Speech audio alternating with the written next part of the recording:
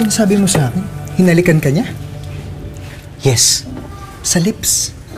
Oo nga. Pero hoy, hindi mo sabihin kay Claudine to Ayoko na ng dagdag judgment. Oo naman. E di may gusto siya sa'yo.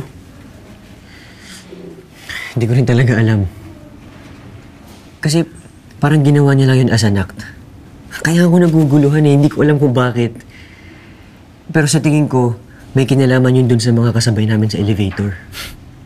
Bali ginamit ka lang niya.